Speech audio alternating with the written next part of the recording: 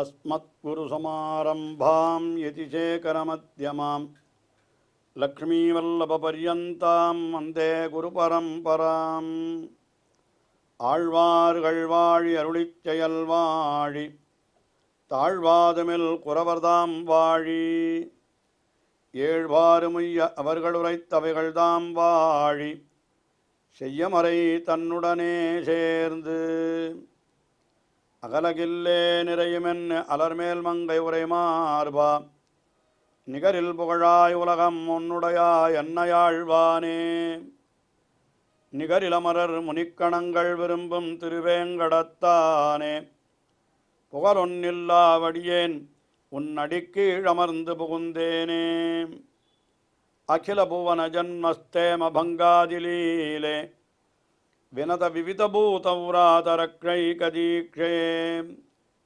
ஸ்ருதிசரசி விதீப்தே பிரம்மணி ஸ்ரீனிவாசே பவது மம பரஸ்மின் சேமுழி பக்திரூபா ஸ்ரீமான் வெங்கடநாதார்யः கவிதார்க்கிககேசரி வேதாந்தாச்சார்யவர்யோ மே சந்நிதத்தாம் சதா ஹிருதி. திருவகீந்திரபுரத்திலே எழுந்தருளியுள்ள எம்பெருமான் தேவநாயகன். அவனை குறித்து 100 ஸ்லோகங்களை கொண்ட ஒரு ஸ்தோத்திரத்தை அருளி செய்துள்ளார் வேதாந்த தேசிகன். அதுதான் அச்சுத சதகம் என்று வழங்கப் பெறுகிறது. அங்கே எழுந்தருளிருக்கின்ற எம்பெருமானுக்கு அடியவர்க்கு மெய்யன் தாசசத்யன் என்கிறதெல்லாம் திருநாமமாய் இருக்கிறபடியினாலே அடியவர்களை நழுவ விடாதவன் அச்சுதன் என்கிற கருத்திலே அந்த எம்பெருமானுக்கு அச்சுதன் என்றும் திருநாமம் இருக்கிறபடியினாலே இந்த ஸ்தோத்திரத்தை அச்சுத சதகம் என்றே பெயரிட்டு இப்படி வழங்கியிருக்கிறார் வேதாந்த தேசிகன். இதிலே அந்த எம்பெருமானுடைய பெருமைகளையெல்லாம் பலவாறு அனுபவித்தவர்.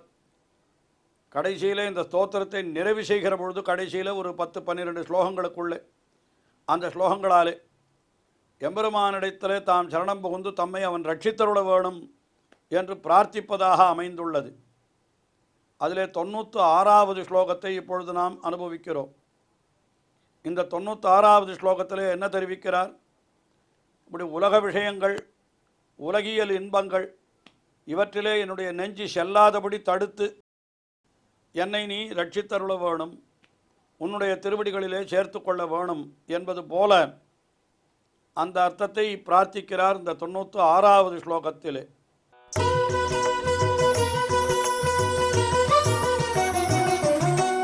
விஷமிளித மதுநிபேஷு ச திருணப்பிரதிமேஷு ச பிரதிகிரகேஷு பிரலுடிதம் அமிர்தநிதாவிவாச்சுத ஸ்தாபயத்வயி நிர்மமம் மம ஹிருதயம். விஷமிளித மது நிபேஷு ச, அதாவது விஷங்கலந்த தேன். தேன் என்கிறது மிகவும் இனிமையானது தான். ஆனால் அதில் விஷம் கலந்து விட்டால் அந்த தேனை உண்டால் என்ன நடக்கும்? அதுபோலத்தான் இந்த உலக வாழ்க்கை என்கிறது எப்படிப்பட்டதுன்னு கேட்டால் விஷங்கலந்த தேன் போல இருக்கிறதுன்ற. ஏன்னா உலக வாழ்க்கையில் ஏதோ சில இன்பங்களை அனுபவிப்பதாக நாம் நினைக்கிறோம். உண்மையிலே அது இன்பம் இல்லை. இன்பம் இருக்கிறது என்றே வைத்து கொண்டாலும் கூட அந்த இன்பம் என்ன பண்ணும்? நம்மை உண்மையிலே அழித்துத்தான் விடும். நம்மை ஒரு பொருள் ரொம்ப இனிமையாக இருக்கிறது உண்கிறான் என்று வைத்து கொள்ளுங்கள். அது இனிமையாக இருக்கிறது என்றதுக்காக அளவுக்கு அதிகமாக உண்டால் என்ன ஆகிறது? அதுவே காரணமாக அவனுக்கு நோயும் ஏற்படுகிறது. அதனால் நாம் உலகத்திலே பெறக்கூடிய இன்பம் எல்லாம் விஷங்கலந்த தேனை பருகுகின்றா போலேதான் என்கிற கருத்தை தெரிவிக்கும்படியாக விஷமிளித்த மது நிபேஷு என்று சொன்னார் இந்த உலகியல் இன்பங்கள். ரெண்டாவது இன்னொன்று சொன்னார் பாருங்கள், திருணப்பிரதிமேஷு, இதெல்லாம் துரும்பை ஒத்ததுன்னர். உண்மையில் அதெல்லாம் மிகவும் அற்பமானவை. அது திருணப்பிரதிமேஷு பிரதிகிரகேஷு, இதில் தான் நம்முடைய மனசு செல்லுகிறது. இதில் பிரலுடிதம் மம ஹிருதயம், இதில் போய் என்னுடைய மனசு ஈடுபட்டு கிடக்கிறது. வேதாந்த தேசிகனுக்கு இது இப்படி இல்லை. அவர் வைராக்கிய நிதி, உலகியல் விஷயங்களிலே அவர் ஈடுபட்டவர் அல்லர். ஆனால் ஏன் இப்படி அருளி செய்கிறார் என்னால் இதெல்லாம் நைச்சியானுசந்தானம், அதாவது தம்மிடத்தில் இல்லாதவற்றையும் ஏறிட்டு கொள்ளுதல், தோஷங்களை ஏறிட்டுக் கொள்ளுதல், நைச்சானுசந்தானம், தன்னை நீசன் என்று சொல்லிக் கொள்ளுதல் என்று இப்படி ஒரு அர்த்தம் சொல்லலாம். அல்லது இந்த ஸ்லோகத்தை நாம் சொல்லுகிறோம் அல்லவா, இதெல்லாம் நாம் அனுசந்திப்பதற்காகத்தான் அவர் அப்படி பண்ணி வச்சிருக்கார் என்று அப்படியும் சொல்லலாம். ஆக நாம் என்ன பண்ணுகிறோம், எப்படி இருக்கிறோம் என்று கேட்டால், இந்த உலகத்திலே இன்பம் அல்லாதவற்றை இன்பமாக நினைக்கிறோம், நமக்கு தீங்கு விளைவிப்பதையும் இன்பமாக நினைக்கிறோம். எது போலனா விஷங்கலந்த தேன் போலா. இந்த உலக இன்பங்கள் இருக்கின்றன, அவைகளெல்லாம் திருணப்பிரதிமேஷு பிரதிகிரகேஷு, மிகவும் புல் போல் அற்பமாயிருப்பவை, அப்படிப்பட்ட துரும்பை ஒத்தவனவாய் இருக்கிறவை. அந்த வஸ்துக்களில் பிரலுடித்தம் மம ஹிருதயம், அதிலே ஈடுபட்டு கிடக்கிற என்னுடைய மனசை நீ என்ன பண்ண வேண்டும் எம்பெருமானே, நீதான் அதை மீட்க வேண்டும். என்னுடைய மனசை என்னாலே மீட்க முடியவில்லை, அது எப்படி மீட்க வேண்டும் என்று கேட்டால் சொல்ற நிர்மமம்.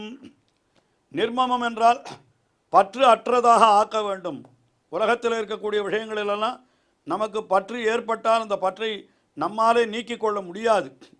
அதனால்தான் ஆண்டாள் எம்பெருமானை பார்த்து என்ன சொன்னாள், மற்றைனங்காமங்கள் மாற்று, மற்றைனங்காமங்கள் நீ மாற்றுன்னு சொன்னான். நீ மாற்றுன்னு அவன்தான் மாற்ற வேணுமே தவிர நம்மாலே மாற்றிக்கொள்ள முடியுமோ? அதனால் அது பண்ணவே முடியாது. அதான் சொல்கிறார், என்ன சொல்லுகிறார், நிர்மமம் மம ஹிருதயம். மம ஹிருதயம், அதை என்ன பண்ணி என்னுடைய ஹிருதயத்தை நிர்மமம் மற்றவற்றில் பற்றில்லாதவர்களாக ஆக்கி என்ன பண்ணி வேணும், அமிர்த நிதௌ இவ அச்சுத ஸ்தாபய துவயி, துவயி உன்னிடத்திலே நிலைபெறுத்த வேண்டும். அதுவும் நீ எப்படிப்பட்டவன், அமிர்த நிதா விவா, எம்பெருமான் என்கிறவன் எப்படிப்பட்டவன், அமிர்த நிதி போலேன்ற, அமுதம் போலே. அதாவது இந்த உலகியல் இன்பங்களெல்லாம் விஷம் போலேன்னு சொன்னார். ஆனால் எம்பெருமானை சொல்லுகிற பொழுது அவனை அமுதம் போலேன்னு சொல்லுகிறார். விஷம் என்கிறது என்ன பண்ணும், இருக்கிற உயிரையும் போக்கடித்து விடும். ஆனால் அமுதம் என்ன பண்ணும் என்னால் உயிரை எப்பொழுதும் தரித்திருக்க பண்ணும். அது ஷாவா மருந்துன்னு தானே பேர் வைத்திருக்கிறார்கள். அந்த அமுதத்திற்கு என்ன பெயர், அமுதத்தை உண்டு விட்டால் ஷாவு என்பதே கிடையாதாம், மரணம் என்பதே கிடையாதாம். எம்பெருமான் என்கிறவன் எப்படிப்பட்டவன், அவனுடைய திருவடிகளிலே நாம் சென்று விட்டோமானால் அதற்கு பிறகு நமக்கு வாழ்ச்சியை தவிர வேறு எதுவுமே கிடையாது. நின் திருவடிக்கீழ் வாழ்ச்சி என்றாரே ஆழ்வார்.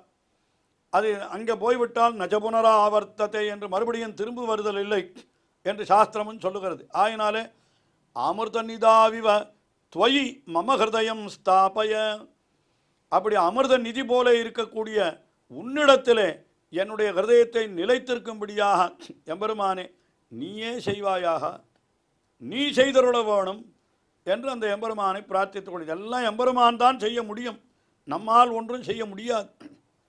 ஆழ்வார்களெல்லாம் இதைத்தான் சொன்ன, என் உணர்வினுள்ளே இருத்தினேன் அதுவும் அவன் அதின் அருளே. எம்பெருமானை என்னுடைய நெஞ்சுக்குள்ளே இருத்தினால் கூட அதுவும் எம்பெருமானுடைய அருளாலே விளையக்கூடியது தானே தவிர நாம் செய்வதல்ல, நம்முடைய முயற்சியாலே கிடைப்பதல்ல. அதெல்லாம் தான் இந்த ஸ்லோகங்களில் அப்படி அழகாக காட்டுகிறார். என்ன சொல், அமிர்த நிதாவிவச்சுதஸ்தாபயத்வயி நிர்மமம் மம ஹிருதயம், என்னுடைய ஹிருதயத்தை நிர்மமம், அதாவது மற்றவற்றில் பற்றி இல்லாதவைகளாக ஆக்கி உன்னுடைய திருவடிகளிலேயே பற்றி இருப்பதாக ஆக்கி நீயே உன்னுடைய திருவடிகளிலே சேர்த்து கொள் என்பதாக இந்த ஸ்லோகத்திலே அப்படித்தான் எம்பெருமானை பிரார்த்தித்து கொண்டார். அடுத்தபடியாக அந்த எம்பெருமானை அவனுடைய திருவடிகளை தன் மீது வைக்க வேண்டும் என்று பிரார்த்தித்து கொள்ளுகிறார். நம்மாழ்வார் திருவாய்மொழியிலே அடிச்சியோம் தலைமிசனி அணியாய் ஆழியங்கண்ணாவுன் கோலப்பாதம் என்று எம்பெருமானை உன்னுடைய திருவடிகளை என்னுடைய தலைமிசை அணிய வேணும் என்று பிரார்த்தித்து கொண்டார். அதே போன்ற கருத்தை இங்கே அச்சுத சதகத்திலே 97வது ஸ்லோகத்திலே வேதாந்த தேசிகன் அருளி செய்கிறார்.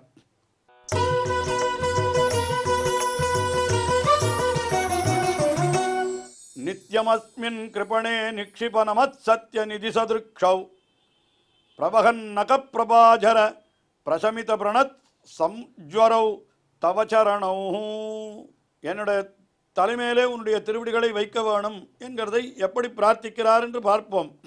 முதல்ல எம்பெருமானை பார்த்து நமத் சத்ய என்கிறார். நமத் சத்ய என்னால் யார் உன்னை நமஸ்கரிக்கிறார்களோ அவர்களுக்கு மெய்யனாக இருக்கிறான், மெய்யனாகும் விரும்பி தொழுவார்க்கெல்லாம் என்று நம்மாழ்வார் அருளி செய்தார் அல்லவா.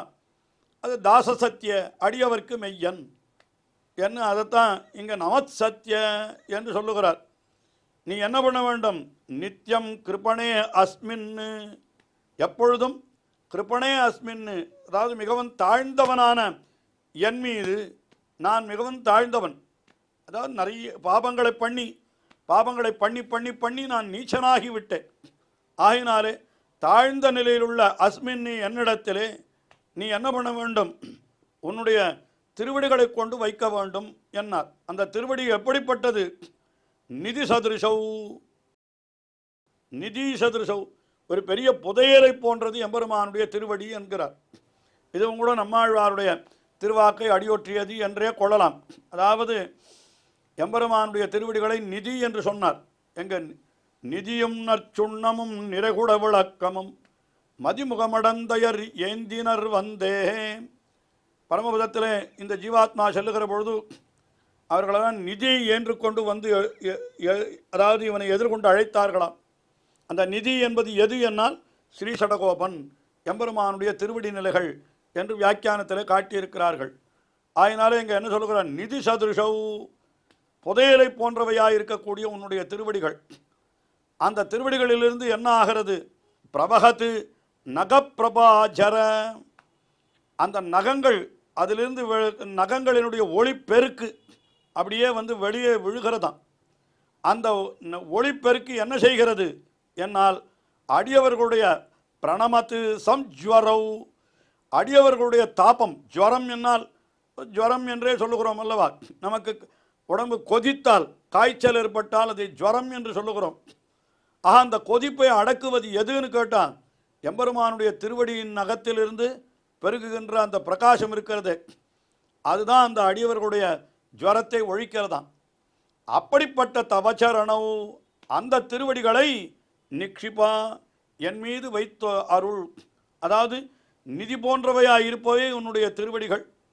அந்த திருவடிகளிலிருந்து, திருவடிகளின் நகத்திலிருந்து அப்படியே அமுத பெருக்கு பெருகுகிறது, ஒளி பிழம்புகள் அந்த எம்பெருமானுடைய திருவடி நகத்திலிருந்து அப்படி வெளியிடுகின்றதாம்.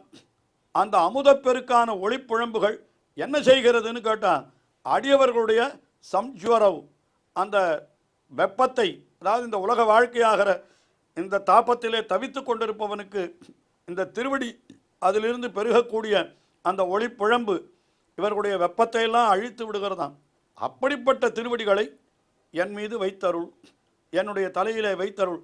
அடிச்சியோன் தலைமை நீயணியாய் ஆழியங்கண்ணா உன் கோலப்பாதம். இதைத்தான் ஆளவந்தாரன் கூட தம்முடைய ஸ்தோத்திர ரத்தனத்திலே அவர் முன்னமே அருளி செய்த பொழுது அதெல்லாம் அடியொத்தித்தான் வேதாந்த தேசிகன் இந்த ஸ்லோகங்களை அருளி செய்கிறார் என்றே கொள்ளலாம்.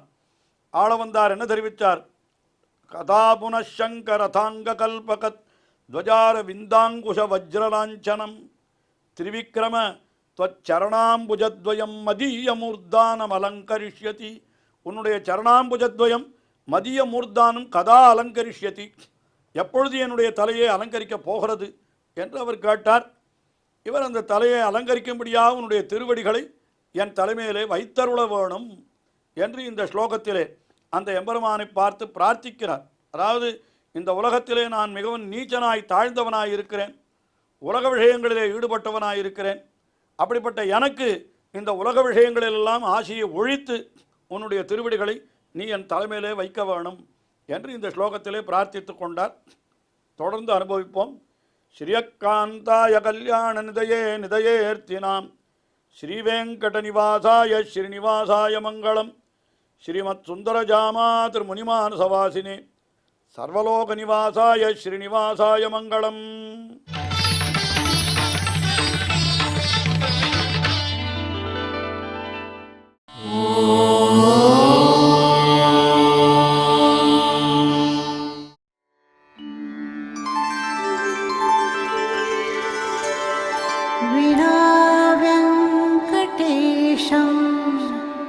ननाथो ननाथः सदा वेङ्कटेशं स्मरामि स्मरामि. हरे वेङ्कटेश प्रसीद प्रसीद. प्रियं वेङ्कटेश वेङ्कटेश प्रयच्छ प्रयच्छ